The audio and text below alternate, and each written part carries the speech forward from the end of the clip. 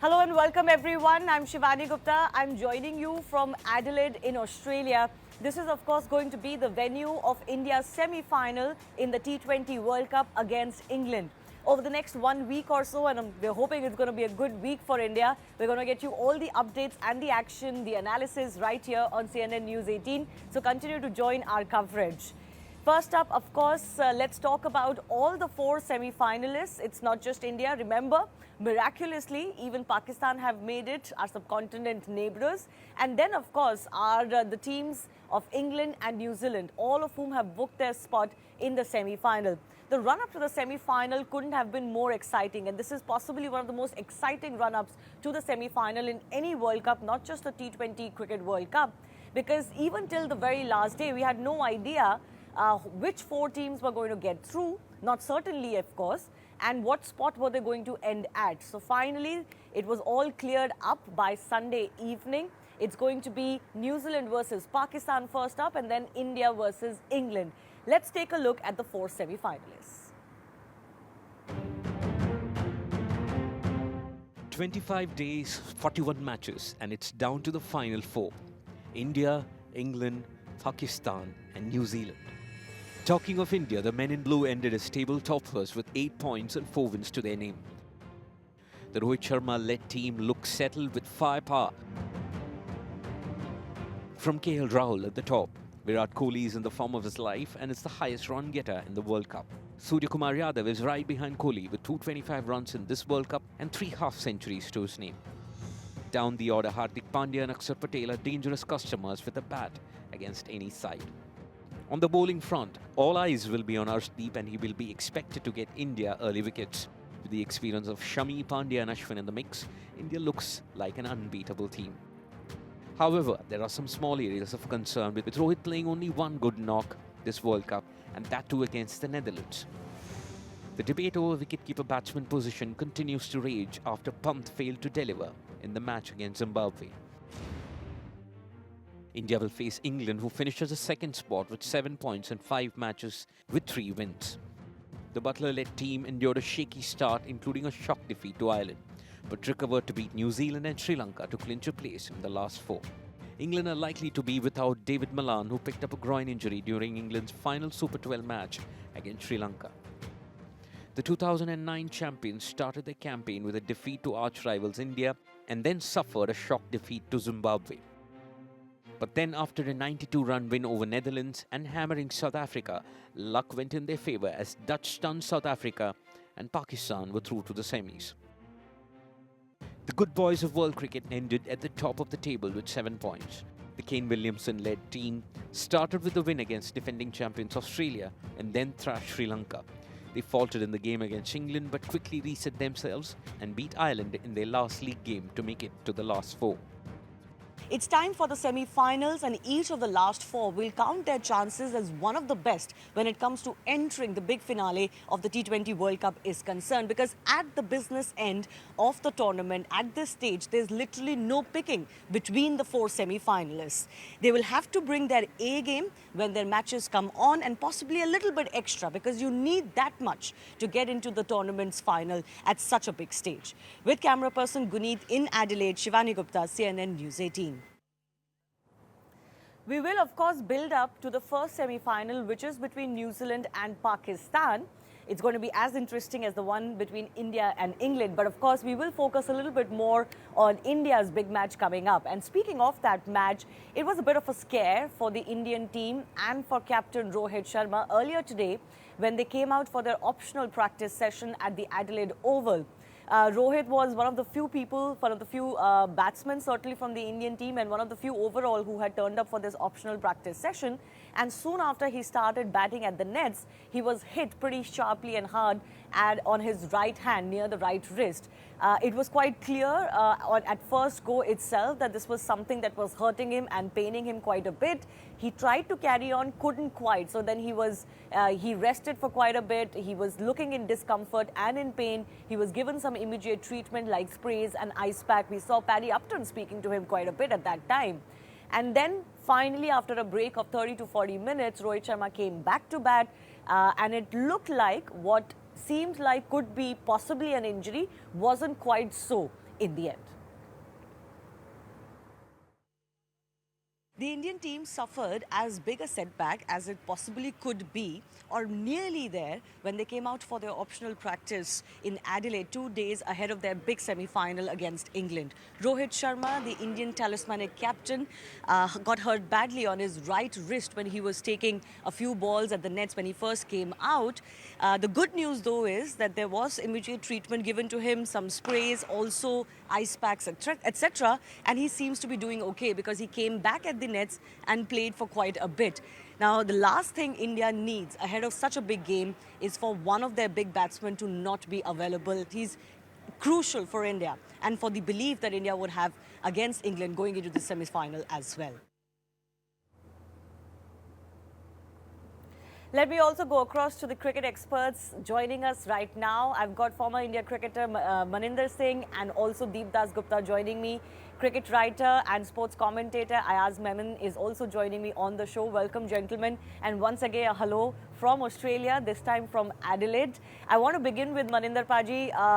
Even though Rohit hasn't really looked like in top form, we've been discussing it and debating it, how he needs to kind of look like the Rohit Sharma that we know. It still is a pretty big scare for someone like him to get hit on his right hand, 2 days before a match. We haven't really heard officially from the team, and it looks like it's going to settle down, but this could have been a big scare for India. I see, you'll come to know about the injury after a couple of hours, because when you get injured, it's fresh, so at that time you don't really know, but when it starts cooling down, then you really know what's happened and how much is the injury. But I really hope that it's not a scare for the Indian team. It's not a major injury because Rohit Sharma plays a very important part, even though he's not been getting runs, but I think he's been leading the side pretty well. And I'm really hoping that he comes 100% fit to play the semi-finals. And I really, really hope that he's saved runs for the big games. Yeah, I wanted to ask Deep this question as well. I mean, when he came back to bat at the nets, he still looked a little bit uncomfortable. What do you think was the feeling behind him coming back at the nets immediately after getting hit, and how problematic could this be for a batsman, Rohit, to have that kind of a hit, which clearly put him in a lot of pain? Obviously, it's going to be painful. There's absolutely no two ways about it. And as Mani Bhaiya mentioned, the fact that he's only going to feel it maybe after a few hours, because the adrenaline pumping right now will see you through this phase. But it's important. I think it'll be important for us to wait and watch how this pans out. Hopefully, he's going to be fine. But obviously, the discomfort, the fact that you still got another day to go to kind of recover completely. But yeah, it's obviously a scare, which we can do without at this point in time. It will definitely affect as a batter if your wrists are kind of, are not 100% or you got a niggle or something. But having said that, we will have to wait and watch how this pans out. Yeah, we will of course have to wait and watch out for. I don't think the Indian team management will also be making an announcement in a hurry, but we'll of course hear from them before the big semi-final. Speaking of Rohit Sharma, the big man from the English side, Ben Stokes, spoke to the media today, and this is what he had to say about the Indian captain. Listen in. You'd never look too much into, what the great players of your era have, what baggage they're taking in, the likes of Rohit and stuff like that. They're world-class players. You can't take anything how they performed in the previous games into these big games because, I've seen him do it many a time. He's one of the best to play the game, especially in this format. So, we won't be taking him lightly at all. Clearly, Ayaz, there's a mention there of perhaps the fact that Rohit hasn't really looked in top form. He's had some runs under his belt, but we all expect a little bit more. And that fluidity that we expect from Rohit Sharma has not been on show. Somehow, his time in the middle is just not looking right. But Ben Stokes there categorically talking about how, they're not going to take anybody of the class of Rohit Sharma lightly. Your thoughts on how Rohit Sharma has looked so far and how, he would hope to perform from here on? There's just 2 matches to go if India's in the final. Couple of things, Shivani. I think what Ben Stokes says, and obviously he's been witness to what Rohit Sharma's caliber is in white ball cricket. Remember in the 2019 World Cup, Rohit had 5 centuries, and Ben Stokes played a very crucial role in England winning that tournament. But it could so easily have been Rohit Sharma leading India to a win, but for that ill-fated semi-final against New Zealand. But that apart, I think what has happened in this World Cup is that in match after match, almost every match he's got a start and not been able to build on that start and play a substantial knock. And that's been a niggling worry for the Indian team. However, if you're an opponent, you would worry that he's not looked completely out of sorts. He's been getting the starts. He's not been able to capitalize. He's been perhaps a little impetuous, a little impatient, and holding out just when it looked like he was on top of the situation. So that is something that will put thoughts or put some concerns in bowlers in the England team. This is something that Ben Stokes reads well, and I think what he said at the his initial statement is that when you have world-class players like Rohit, you just cannot afford to take them lightly, whatever their run in form. So I think that they'll be wary not just of Kohli and Surya Kumar Yadav, who've been in top form, but somebody like Rohit Sharma, who's looming right at the top of the batting order. Exactly. Absolutely. Somebody who's due. That's really how I would like to tag Rohit Sharma as far as the World Cup campaign is concerned. And sometimes you don't want to be the next team facing a man like Rohit Sharma who's due for a good innings or big runs. But speaking of the men who have actually worked for India, I want to focus a little bit ahead of this big semi-final versus England on India's top performers. And of course, the first person that you want to talk about is Virat Kohli. So just take a look at Virat Kohli's World Cup so far. He obviously had that 82 not out against Pakistan, match-winning innings. In his own words, possibly his best innings ever, and one of the best innings ever played in this format. 62 not out against Netherlands, didn't quite score much, only 12 against South Africa, 64 not out against Bangladesh, and then a 26 against Zimbabwe. Virat Kohli has looked as good as we would want him to be, because he's kind of peaking at the right time. And the belief or just the energy that Virat Kohli is bringing into this World Cup campaign, even though he's not a captain anymore, but he's still really hopping around on the field. And, the reactions from Virat Kohli are worth seeing when India gets a wicket, etc.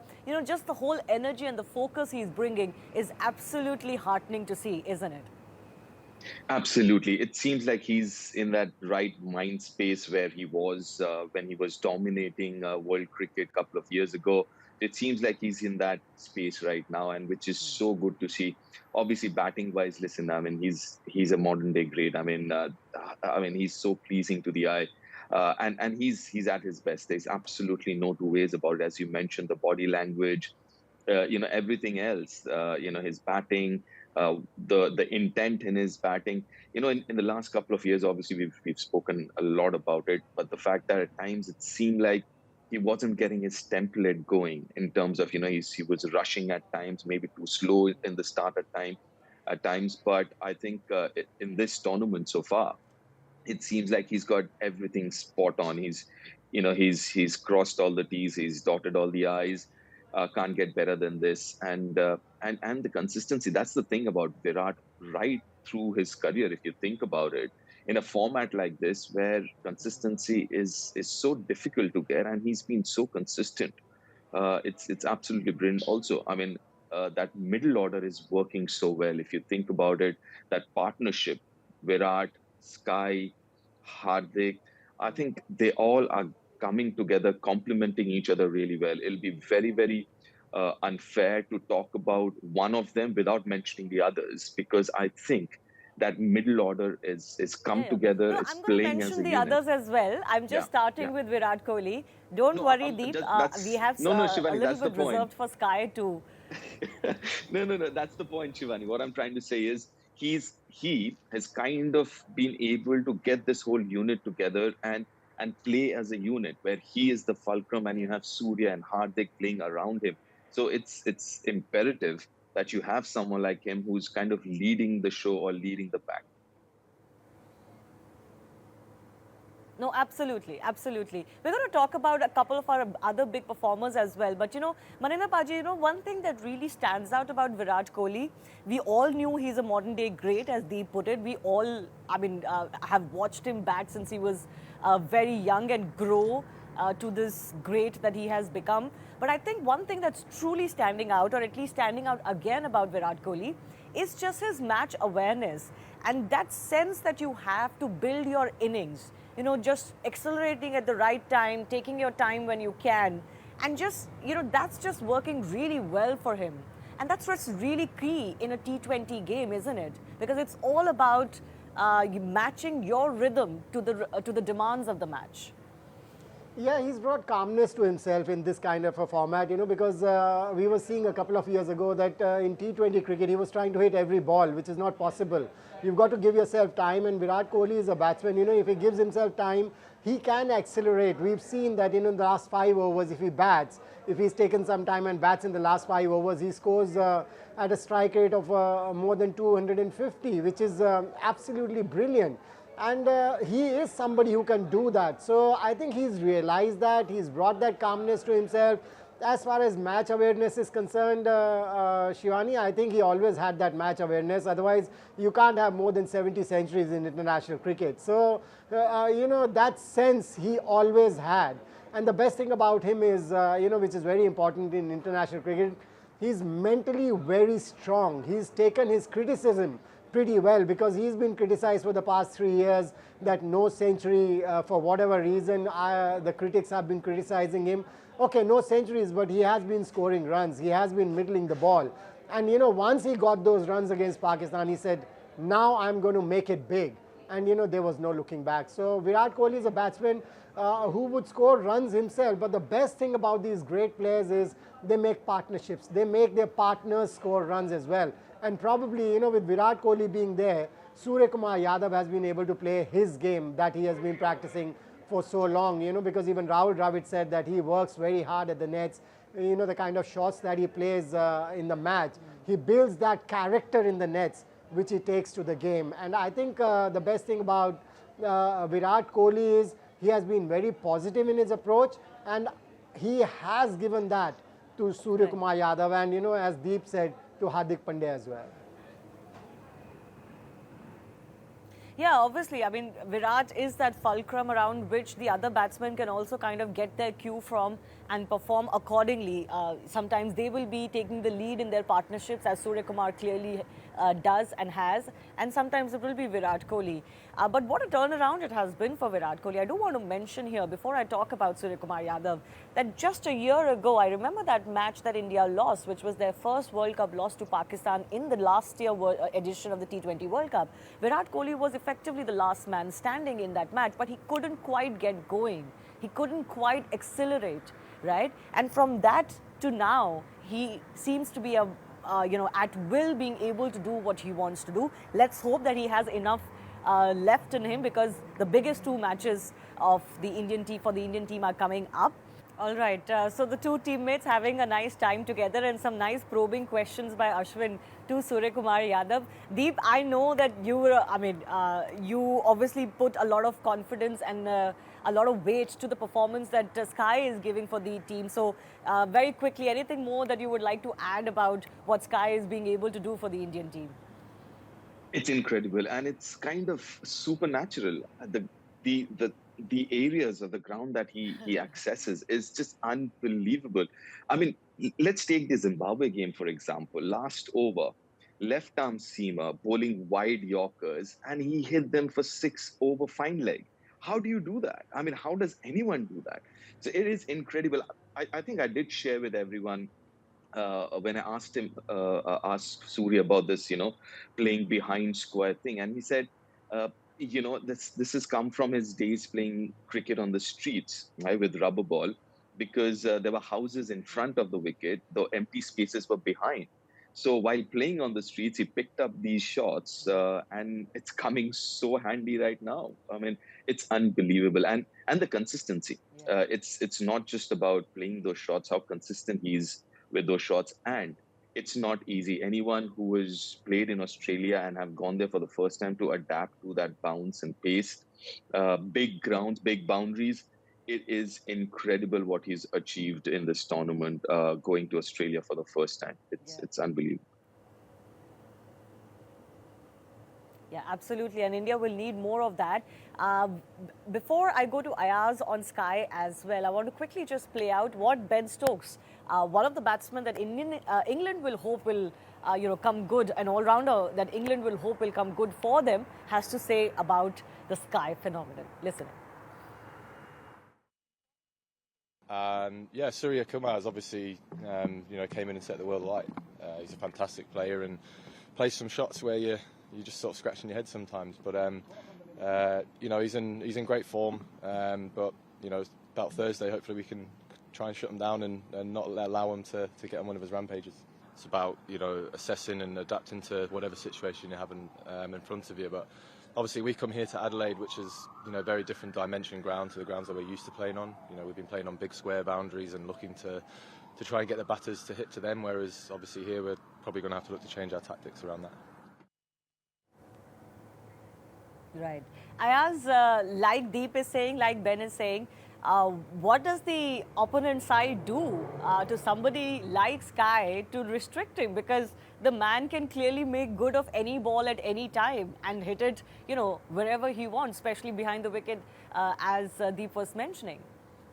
Yeah, I mean, look, Shivani, this is what Ben Stokes said is absolutely right. He said, some of the shots make you scratch your head and wonder how the hell did he create that stroke? And I think Sky is having the similar impact which Viru Sehwag used to have in red ball cricket when he first came, or actually throughout his career. Couldn't set a field to do in red cricket. He was outrageously brilliant, which is what Surya Kumar Yadav is. He's finding angles and he's finding spaces where you would imagine that they've got everything covered, the opponents would, but yet he finds ways and means of reaching the boundary or clearing it. I think there are two things which strike me about Sky's success. One is he loves the spotlight and he's feeding on his own success. He's trying some really outrageous strokes. He's succeeding in them, trying something even more incredible. But the other thing is, he's not a rookie, he's not a spring chicken. He's been around in first-class cricket for about 10, 12 years. So it shows the value of having spent that much time in cricket. But not just that, it's about the time he has spent in the nets, practicing these strokes, knowing that when his time comes, he has to make an impact very early, otherwise his place is not going to be assured. Which is what he has done. In about 12, 15 months, he has become, India's best, I would say the best T20 player that India has today. Yeah, absolutely, absolutely. Let's talk about another of India's top performers, and that's of course Arshdeep Singh. Now, I must mention, and I'll go to Maninder Paji with this, that actually the likes of Shami and Bhuvi have also done well. The Space Trio that we were actually wondering whether they can handle the load in Australia, in front of all of these cracking teams in the absence of Jasprit Bumrah, I must say that all of them have done well. Bhuvi has been almost unplayable, but it's just that he hasn't got enough of the wickets. He hasn't been amongst the wickets, but the pressure that he's created has also been very crucial for the likes of Shami and Arshdeep. But Maninder Paji, your thoughts on Arshdeep? Because I would admit that I did not feel that Arshdeep was ready for this big stage, especially after his performance in the Asia Cup. But he clearly has grown leaps and bounds as well. I've been very impressed with him, and he's also somebody like Surya Kumar Yadav we were talking about, that he's worked very hard in the nets, and that is where he's built that character. Because I say this time and again that Bishan Singh Bedi used to say this, that nets is the place where you build your character and you take it to the match.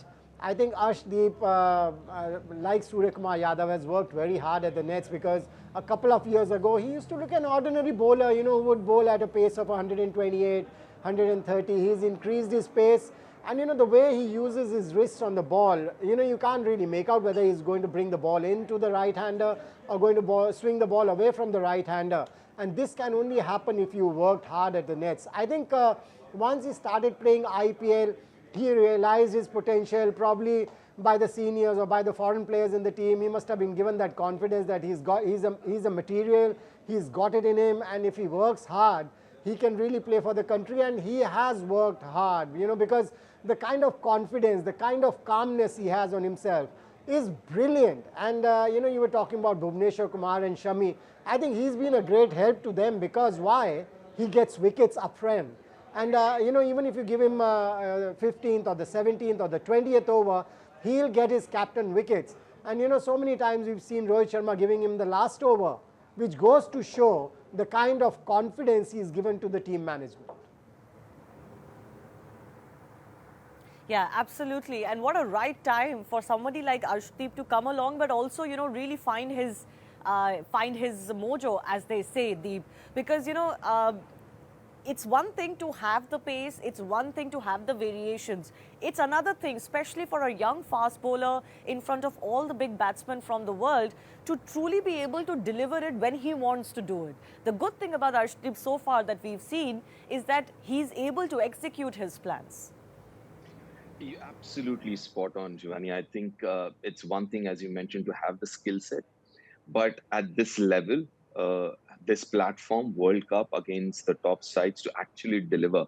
And I saw him last season in the IPL, right? That was his first season. And he came across as somebody who had that temperament. Playing for Punjab in the IPL, he was kind of the main bowler in that unit for somebody as young as him. And he obviously has a great story. Obviously the fact that he was not going to play cricket, he was going to leave the country, go to Canada or somewhere, but he asked for an extra year. So obviously, I mean, he knows exactly what he wants. And that temperament that he's shown for the last season and a half, a year and a half that I've seen, and also the skill set. And the fact that initially when he came into the IPL, he was more of that death bowler who would come and bowl those cutters. But in the last, 6 odd months, ever since he was picked for India, especially that T20 in Trivandrum, if I'm not wrong, against Australia, I mean, you could see that he's so handy with the new ball as well. And his swing, let's talk a little bit about the technical side. It is not from the hand, as Manibhaiya mentioned. It's from the hand, from the wrist. It does not. A lot of the swing bowlers, at times, they swing it from the hand. He doesn't do that. His swing is pretty late in the air. So as a batter, you've got to react very, very late because you can't pick it up from the hand. But most importantly, as far as I'm concerned, that temperament that he has to kind of, to soak in all the pressure. We all know what he had gone through, unfortunately, and quite, I feel quite ashamed of it as well. He had to go through because of that one over that he had bowled. But look at him, look at his heart, look at that temperament, the way he's bounced back. He's one for the future. As long as we can handle him, his work management and his fitness and all, watch out for him. He's here to stay. Yeah. Just because you mentioned that, I do remember that Roger Binny, who's taken over as the BCCI president, did say that one of the things he's going to focus on is the fitness of the fast bowlers, and the fact that somebody like Bumrah was injured just before the World Cup. So things like that should not happen. So hopefully with Roger Binny as president, we'll have a greater focus on the rotation, although India has been, of course, employing rotation for quite some time and, giving adequate rest. But what can you do? Sometimes these things happen. All right, I want to shift the attention a little bit to our next opponents, and that's England. And when I speak of England, before I go to Ayaz, I want to quickly go across to Maninder Paji also, because I remember, I think, Maninder Paji, you had picked England as your dark horses. Not exactly a dark horse, but I think you felt that England were a champion side and they could be a champion in this format. How do you feel about them now? And who do you think is going to be their greatest asset against India? I thought before the World Cup started that they're going to be the favourites. They'll start as the favourites, but they've not played as good cricket as the team looks on papers. So that is because they've only got 7 points in the campaign for the World Cup, and they finished at number 2. Which I was thinking that they'll finish at number 1, when the league stages, at the league stages. So I think the Indians should be pretty confident playing against the English side for the kind of form that they are in. But they've got some very good players, and T20 cricket is a format that on the day only one player can take the game away from you, and they've got quite a few of them. I mean, the captain Buttler himself, Alex Hales, Ben Stokes, Moeen Ali is somebody who can really hit the ball out of the ground, Sam Curran. I think they've got the all-rounders, and in white ball cricket you need those all-rounders who can contribute with the bat and the ball as well. So as far as the balance of the England side is concerned, I think they're a very balanced side. So I think the Indians will be wary. They've played against most of them. They would know what to do against them. They are a big side. There is no doubt about it. And this is going to be a big game, a semi-final. You know it's a knockout that you lose here and you go home. So I'm still expecting this English side to do well. But I don't know, somewhere down the line, I feel that the Indian side, if they get their balance right, and when I say the balance right, I would like to see the likes of Chahal in the side in the first 11, who bowls to get wickets, which is very important in the middle overs. I still feel the Indians would have an edge over England. Right. If you look at the statistics, the head-to-head record between the two teams also, overall it's been pretty equal, and I think you would give that because both England and India have been great sides in this shortest format. But in the last 5 T20Is, for example, India have led 4-1, although the last T20 England won. Do you think that also makes any difference, or the fact that this is a semi-final or knockout, winner takes all, really doesn't matter what the head-to-head record is coming in? Shivani, I don't think on the eve of a semi-final, the captain will be looking at the head-to-head record. I think they'll be looking at what to do on the field on the day of the match, their run-in form. I think England looked the best team going into the tournament, but they had a bit of a stutter. They lost to Ireland, remember. And of course, their match against Australia was washed off. But nevertheless, they made it to the semi-finals. I think what this team has got is great depth in batting. Mark Wood, Chris Wokes, Sam Curran, 8, 9 and 10. These are guys who can score runs. The only novice as a batsman there is Adil Rashid. But Adil Rashid and Moeen Ali give their bowling attack a spin dimension, which can become very crucial at Adelaide. I think the key really is how Jos Buttler and Alex Hales there at the top. David Malan is we don't know whether he'll play or not, and if he's fit enough to play. But watch out, I think, for Ben Stokes. He had by his own extraordinary standards, quite a tardy World Cup, except in the last match against Sri Lanka, where he loves the big occasion, he loves the crisis, and he pulled England through.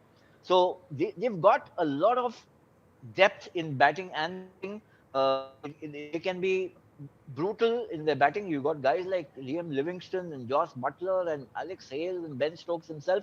This is not a team to be taken lightly. India's batting, I would still venture, is a little stronger. The bowling has been very good. We've extolled the virtue of Arshdeep, Shami, Bhuvneshwar, and so on. But I think it may just depend or hinge on how well the two teams field. And that's where I always have this little trepidation about India, because unless their fielding is, really, truly world class, it could become an issue. But on paper, I think right now, currently, going into the semis, India have a slight edge. Yeah, India have a slight edge, and just to add to that, the chatter also as we build up to the semi-finals is all about how India and Pakistan miraculously could meet again in the final. So I think the other two teams like New Zealand or England will have much to prove, but I wonder what impact it is having on them that the large Indian and Pakistani fan base and diaspora and population back home are all rooting for an India-Pakistan semi-final. We'll have to wait and see how that goes.